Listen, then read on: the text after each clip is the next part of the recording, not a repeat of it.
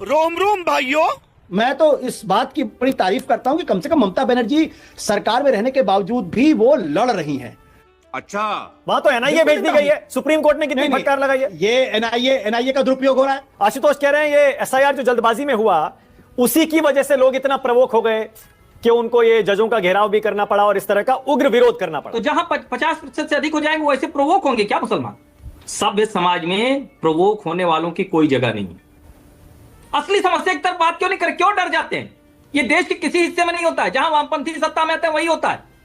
और इसीलिए आज हमको ये बात गंभीरता से करनी चाहिए। पहली बात तो ये कि ये जो वामपंथ को लेकर जो नफरत है खत्म होनी चाहिए, क्योंकि फिर आप इनडायरेक्टली दरअसल आप भगत सिंह से भी नफरत करने लगते हो, सुभाष चंद्र बोस से भी नफरत करने लगते हैं, क्योंकि वो सब लोग कम्युनिज्म के मानने वाले लोग थे। सुभाष चंद्र बोस ने तो बाद में फॉरवर्ड ब्लॉक भी बना दिया था। खैर छोड़ दिया कुछ भी।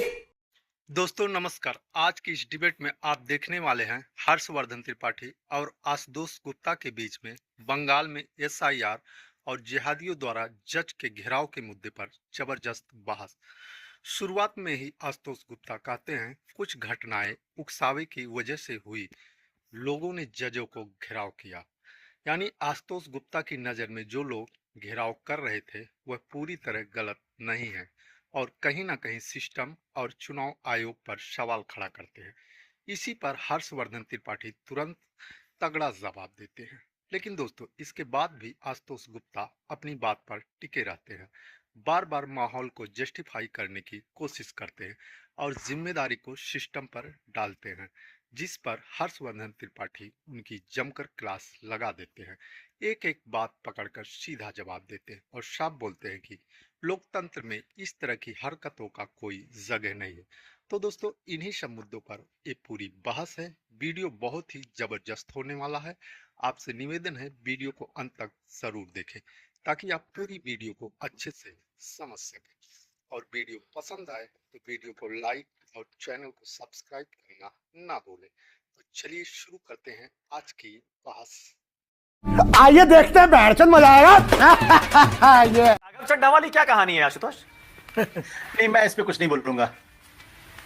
अरे कमाल है भाई, राघव भी बोल रहे हैं, आम आदमी पार्टी भी बोल रही है, आप नहीं बोलेंगे, ऐसा कैसे? नहीं ठीक है, वो उसमें अंदरूनी मामला है, वापस में निपट लें जो निपटना है आपस में। उसमें भाई मैं आपसे एक पत्रकार के नाते सवाल पूछ रहा हूँ, एक एनालिस्ट के नाते सवाल पूछ रहा हूँ। कुछ विषय हैं जिसमें मैं नहीं बोलता, ये आप अच्छी तरीके से जानते हैं।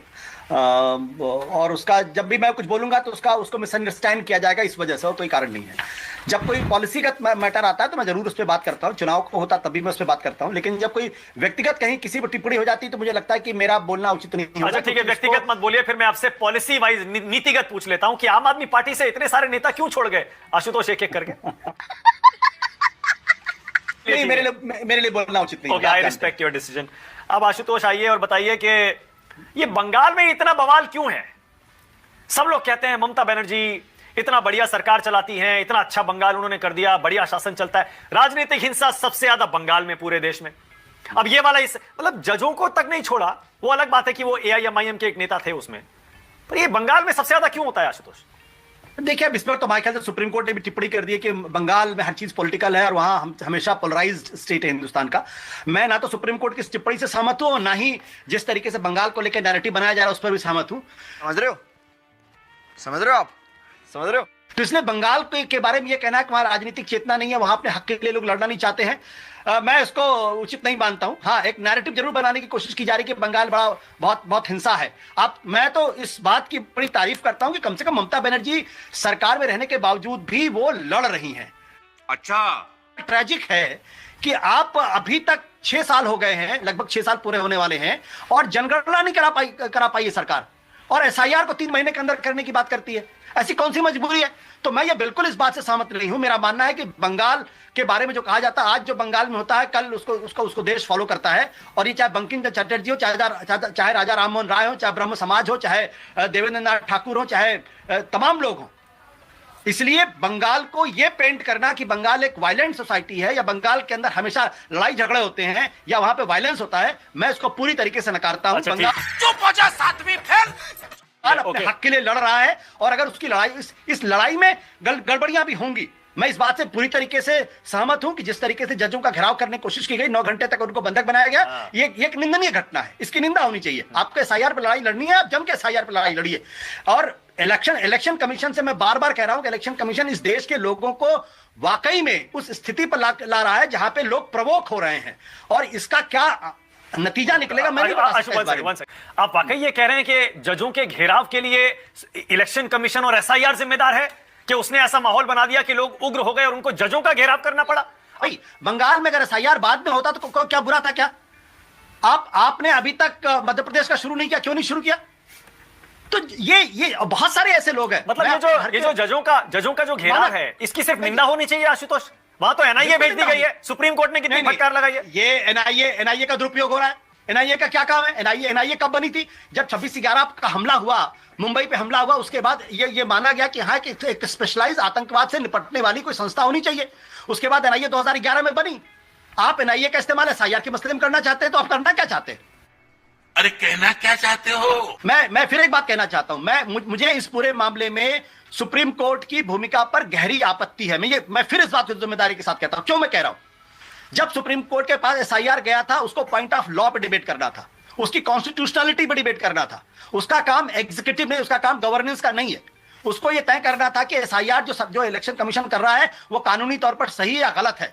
और उसकी आपातकालीन स्थिति को समझते हुए 10 दिन के अंदर उसकी सुनवाई करके उस पर फैसला करना चाहिए था। अभी बदत है भाई, अभी बदत है। कॉन्स्टिट्यूशनैलिटी है एसआईआर की, उस पर सुप्रीम कोर्ट ऑर्डर दे चुका है आशुतोष अपना। कहां दे चुका है? संवैधानिकता पर आदेश कई बार आ चुका है।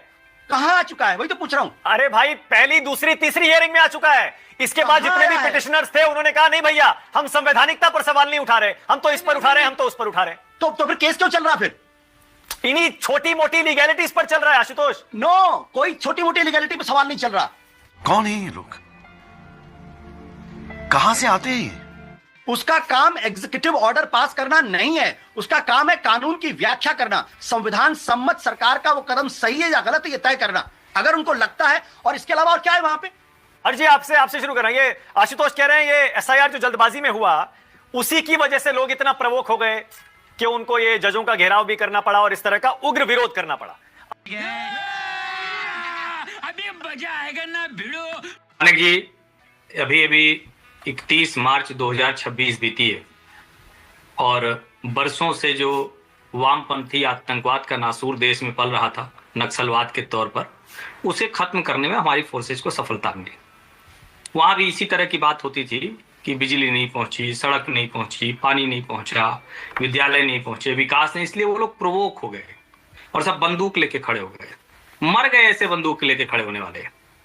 जो गोली चलाएगा वो गोली खाएगा। क्या बात है सर, क्या बात है सर। सभ्य समाज में प्रवोक होने वालों की कोई जगह नहीं। अफवाह पर देश को चलाने की कोशिश हो रही है, इस तरह से प्रवोक करने की कोशिश हो रही है। वो तृणमूल कांग्रेस का नेता रहा, अभी AIMIM से चुनाव लड़ा, जो भागने की कोशिश कर रहा था तो ममता जी का बहुत नजदीकी। और आप इस समस्या को अभी भी नहीं समझ रहे हैं। पश्चिम बंगाल में 700 जुडिशियल ऑफिसर्स को रिव्यू के लिए लगाना पड़ा। जरा आप सोचिए, कल्पना कीजिए, इसका मतलब आप समझते हैं? यानी एडमिनिस्ट्रेटिव कोलैप्स हो गया। हम उनको SDM, ADM, DM लेवल के लोग नहीं दे पाए। क्यों नहीं दे पाए? क्योंकि ममता बनर्जी को किसी पर भरोसा नहीं, ममता बनर्जी के ऊपर किसी को भरोसा नहीं। ये हालात बन गए। और ये कहां हुआ?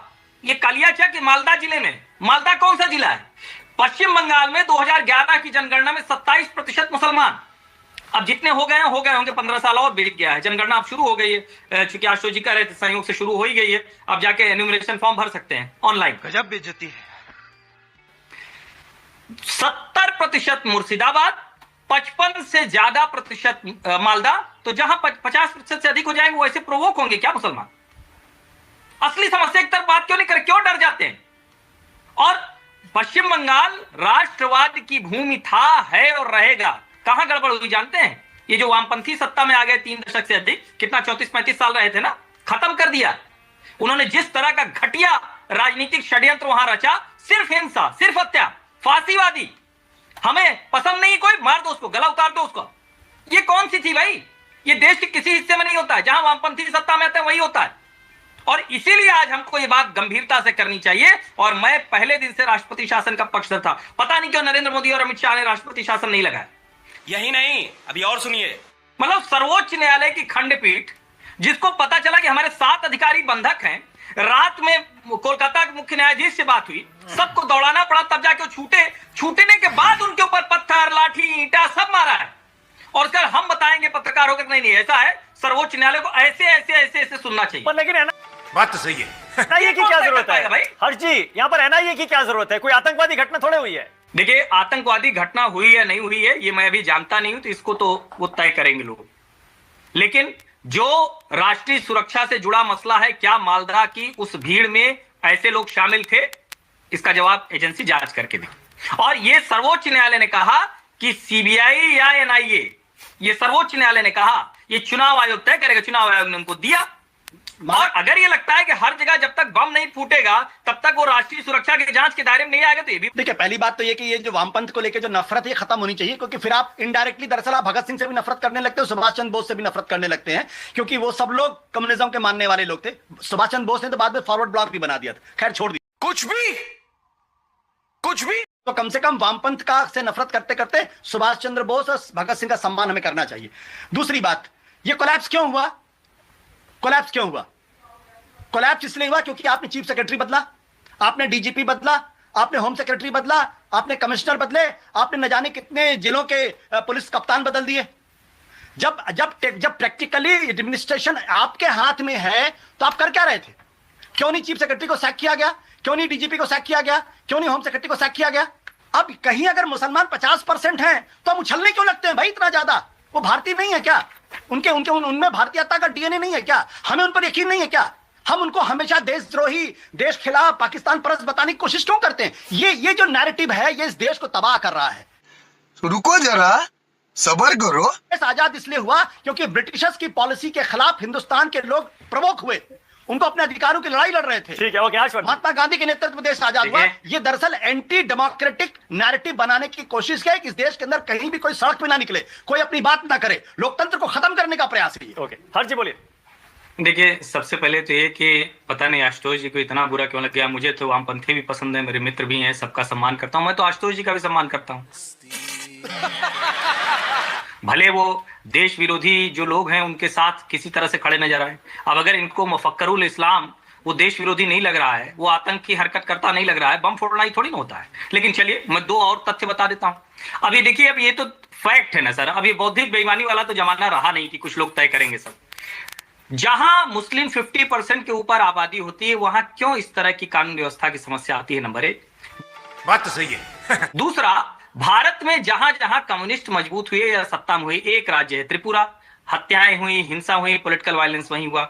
दूसरा राज्य है केरल, हत्या हुई, हिंसा हुई, पॉलिटिकल वायलेंस यहीं हुआ। तीसरा राज्य है पश्चिम बंगाल। अब सर फैक्ट बोलेंगे आप, उस पर भी नाराज हो जाएंगे, चीखने लगेंगे, तो फिर इससे क्या चलेगा सर? और यही तो फांसीवादी मानसिकता है कि हमारी तरह नहीं सोचोगे तो नक्सली बनेंगे, गोली मार देंगे। सर उस वाले प्रोवोकेशन से मत करिए सर, ये अच्छा खत्म।